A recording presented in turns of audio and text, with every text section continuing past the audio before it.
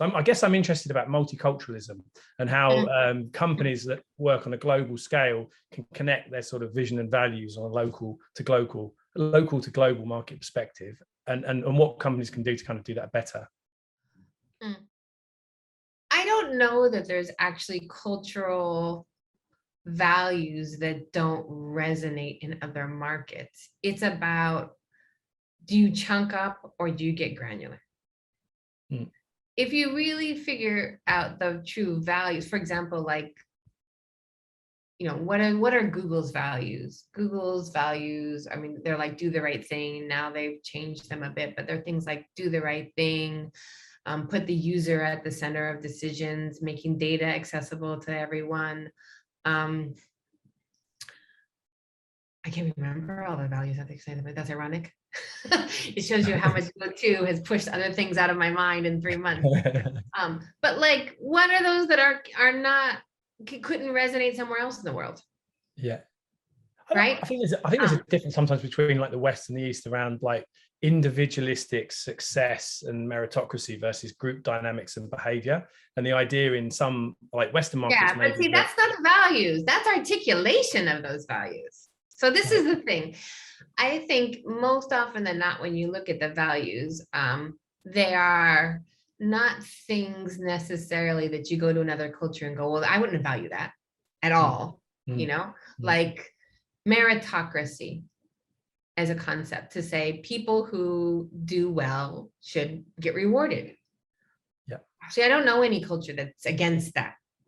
Now, what they articulate means doing well might be things like tenure. I've lasted here 10 years, or I've gotten these kinds of performance ratings, or I've done this, or I've done that. Like, they articulate it different ways. So you do have to think about that. It doesn't necessarily mean you have to completely change for that, but you do have to bring people along and figure out what their voice and their goals are, and do they align to the goals of the company, and could they align to the goals of the company? Because when people apply for that job or that company, they kind of have an idea of what they think the company's about anyway, right? And more often than not, when you are in a different market, like let's say Google is in Japan or in India, like there's a brand that people are aspiring to. Like, they want something of what they think that company's going to give them. They're not trying to necessarily go to a local company. That's okay. But when they get in, then the values of what they think they're going to get for it, there might be a dissonance there, right? So they say, okay, meritocracy, but I thought meritocracy meant A, B, and C, and you're saying meritocracy means F, G, and H. So you have to create some baselines and then figure out how do they align with their values or not, and can they see themselves there? And a lot of the employees, they can. There's some dissonance, there's some uncomfortableness, and so it's that engagement piece and being respectful of the cultures and such, and saying it's not like this is stupid or this is stupid. These are just different ways of articulating these things. How do we think about it, and how do we bring the the performing employees that we have along and help them feel included?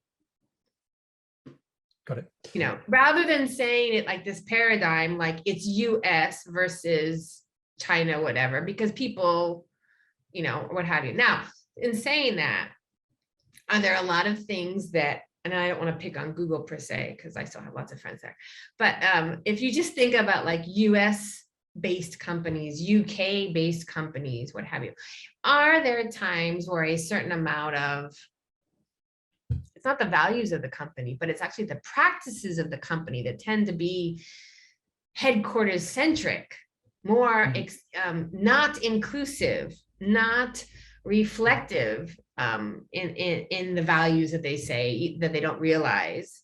Yes. And do those things need to be addressed and to get the understanding of the experience of people in region, and how do you capture and motivate that? Yes. So I'm not trying to diminish that part, But it's a slightly different thing than what you're saying, which is like we should have different values for the headquarters than this country and that country per se.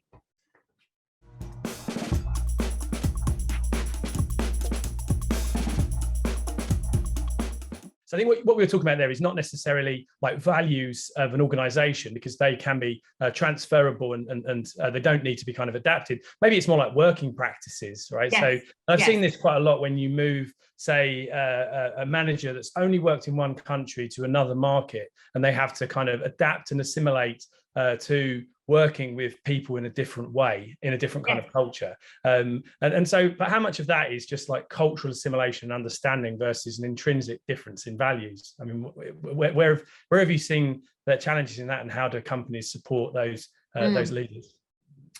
I think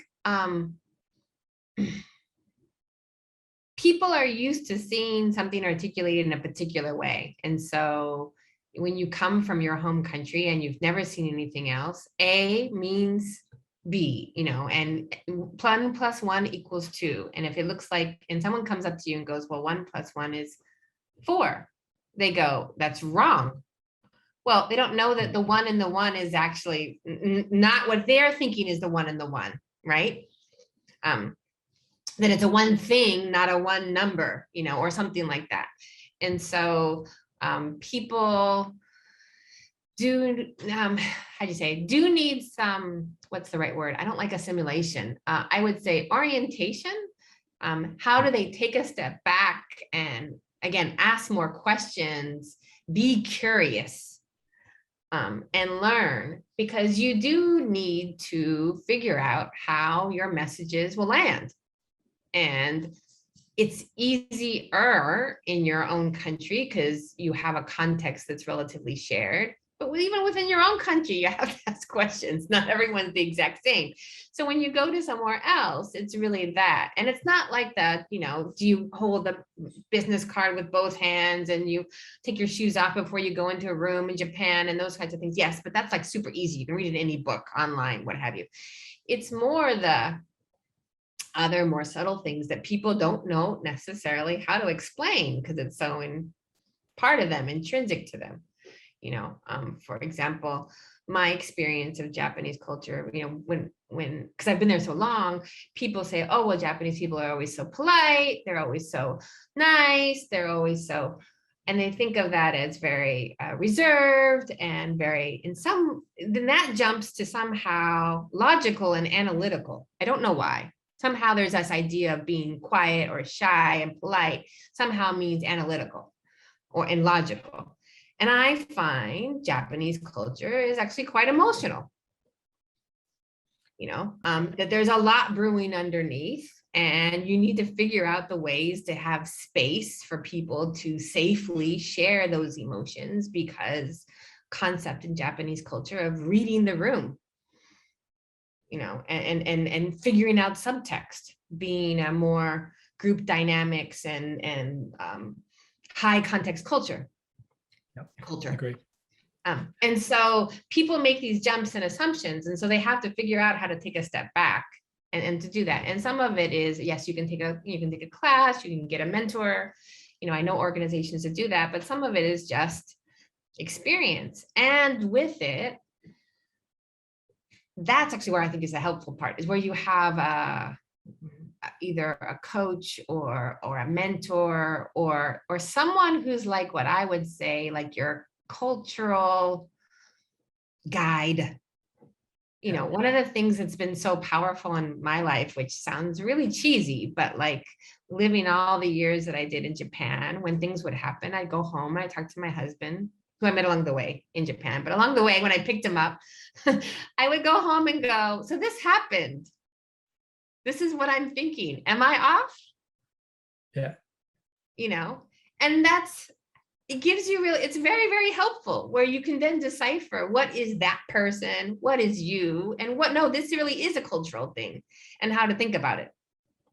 Is that something that companies could or should have like a responsibility to provide as well? So if you think about like the first relocation for a manager or senior manager, and companies will help them initially with that orientation training, but you're right, without that constant go-to that knows you and knows the culture intrinsically, sometimes it's hard to get that regular bouncing off of ideas and what happened. But do you think companies should have a responsibility to provide that for relocating leaders to help them assimilate?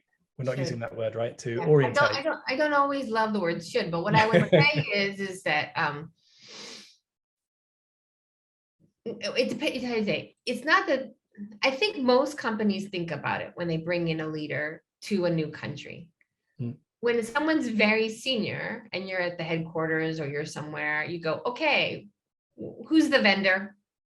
Who's the contract? They've got a course. They've got this one person. They'll get these 8 sessions. They'll get this whatever. Yeah. My experience is that stuff is not bad, but it's relatively sort of superficial. It's not particularly deep. I haven't done it necessarily for people who are going to new offices from a cultural perspective, but just leaders full stop. When I have hired new leaders to the organization, I always discuss with their leader buddies. And I usually give them, at least for myself, I give them a couple. So for example, when I was in Google and we were in Japan and we'd hire the country manager or a senior leader in the SMB space, I'd say, who's the buddy in Japan and who's the buddy in Mountain View? Because they'll give them different things. They'll give them different contexts. The buddy in Japan will help them in the Japan context in the office to help them think about that. And the person in Mountain View will give them the home headquarters perspective. And the reality is if I'm hiring someone in Japan into Google, they're going to need both. If they only have one or the other, they're going to skew and get off course pretty quickly. And when they hit that wall, it's very painful. If I was going to hire someone from, which I actually haven't done much, but from the US into, let's say, Japan, or the UK from Japan, I'd probably try to find someone internally and externally, and not necessarily a vendor, but like, do we have a network? Is there someone we could tap and say, here's someone who you could go to as a resource, if we have that kind of network available to us as a company? Yeah, I think it's really great. I think for anyone relocating or that's being relocated, having that like mentor network, the constant person you can go to, is essential to making it right. I think, for example, if I was going to offer, say, take it a step forward as a recruitment and company, if you can offer that as sort of as part of this or such, because what most people do is they go, okay, here's this contract, and they get this these 8 sessions or what have you, but more like, how do they tap into people? Yeah. What usually happens is that contract goes only so far, but it hopefully bridges them to eventually they found someone who's the real person that ends up being that. And the ones who find that do better, and the ones that struggle to find that because their job is so busy or they don't know how to connect, they have a harder time. I totally agree. I think one of the values that people should look for is that curiosity and empathy within a person. Often people can relocate it just for their hard skills, the fact that they know a ton of stuff about the company or a domain or an area, and they're not really focused on how empathetic they are, how curious they are. I know when we hire people and relocate internationally, we're looking at, are they well traveled? Are they multicultural? Have they experienced and worked around the world? And we're looking at those traits as much as experience. But I think often companies will focus heavily on their previous results and their hard skills and not their empathetic and curiosity.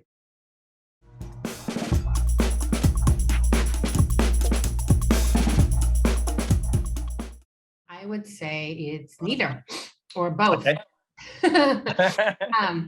I don't think it's the company or the manager's job to find the purpose for someone, but I do think it is a good leader who can help the person through their thought process and articulate it and see if there's match up with what they're interested in and what the company offers. Got it. It's a rare employee that the overlap is 100%. And there is a body of thinking to say 100% overlap is probably not the ideal even, right? It's a little creepy. There's problems there. But there's also a problem if there's like 0, right? Yeah. So it's really that mutual beneficial sort of situation of I get 60 or 70 or 80, you get whatever back. This is mutually beneficial. And it's not just the company's vision and what have you, but leaders will need to, within their organizations, connect that, so you're working Gojek. What is finance's role as part of Gojek? Or you're in GoTo Financial. What is risks part of that? And so you'll need leaders who know how to translate that and then be able to have coaching conversations that can help people explore that and define ways that they can connect. Often an employee doesn't know how to articulate these things or know these things about themselves. So just the fact of creating space and asking questions can go a huge amount of way with people to create just like, oh, wow, my manager cares about me. My leader cares about me. They ask me these questions. They help me explore this space. They put a few actions that we can do to help me support my career goals on top of my day job or as part of my day job. At the same time, who owns it? Absolutely the employee, not the company. And if they're like, I want greater meeting and I think this place is, sorry, BS or whatever, or I'm so unfulfilled, or I feel like I've followed the right path of my whole life, then you might need to pay for or to look out for mentors or coaching or training or other things outside. Your company cannot be all things to you. It shouldn't be all things to you, especially if potentially you want to go in a totally different direction, which is absolutely okay, but that's not for the company necessarily to go for. So it's somewhere in that positive overlap, right? Of a manager that's willing to give the space and the employee that's willing to, engage with that and see what things that they'll get from it in a positive way.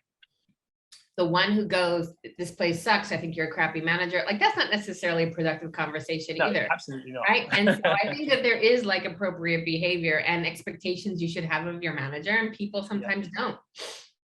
And then the one who's guarded, fair, like fine, but that's up to them, like how much they're going to get out of it. It's more creating the space and engaging with them and seeing those opportunities, and how much they take it or not is up to them. Now that they say, look, this person is senior than me, they have power over me, I feel a little uncomfortable, how much can I trust?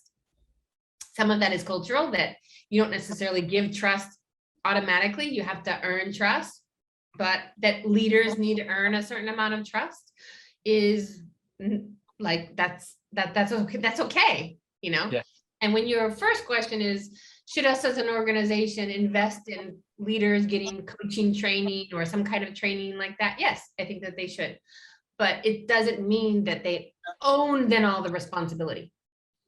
But it also means that they don't own none of the responsibility. They are responsible for figuring out healthy, productive, constructive ways to engage their teams and give their team members those opportunities to explore it as much as they feel comfortable or not, right? And there is a certain amount of free will and volition there, what have you, but you do need a certain amount of skill and expertise to do those conversations effectively.